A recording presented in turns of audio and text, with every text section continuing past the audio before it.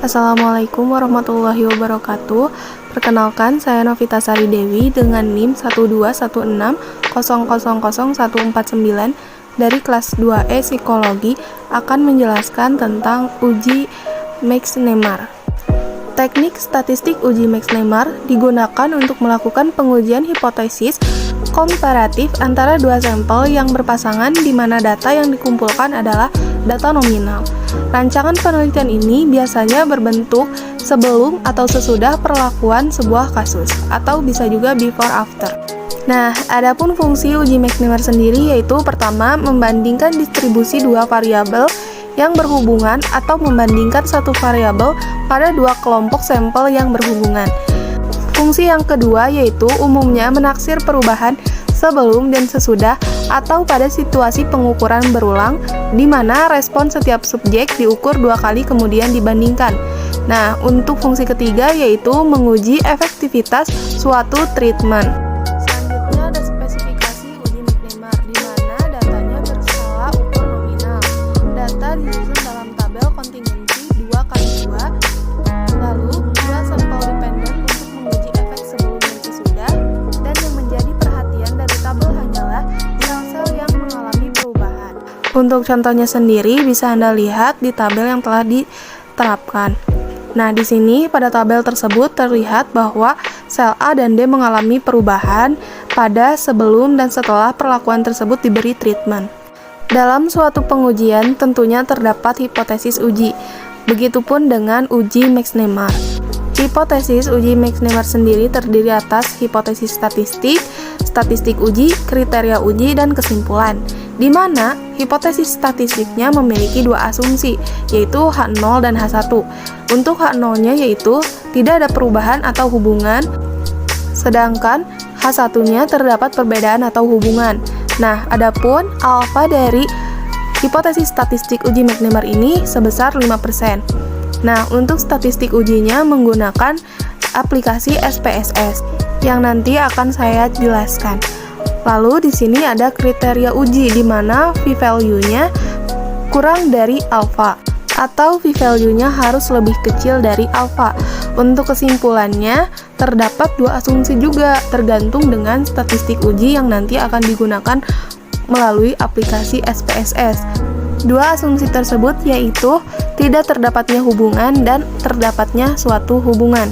Nah, untuk lebih memudahkan, di sini saya memberikan contoh kasus soal di mana suatu perusahaan ingin mengetahui pengaruh sponsor yang diberikan dalam suatu pertandingan olahraga terhadap nilai penjualan barangnya.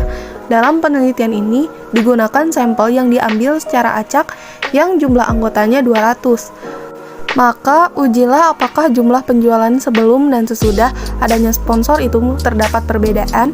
Nah, di sini juga diberikan contoh tabelnya, yaitu tabel kontingensi, di mana di sini bisa terlihat angkanya yang berjumlah 200 dari sampel yang telah diacak tadi. Nah, untuk solusi pertama yaitu mencari hipotesis statistiknya yang terdapat dua asumsi antara H0 dan H1, di mana H0 tidak terdapat perbedaan jumlah penjualan sebelum dan sesudah sponsor, sedangkan H1 terdapat perbedaan jumlah penjualan sebelum dan sesudah sponsor, dan di sini alfanya yaitu 5%. Lalu untuk kriteria ujinya juga terdapat dua asumsi, yaitu H0 ditolak jika p-value lebih kecil dari alfa dan H1 diterima jika p-value lebih besar dari alfa.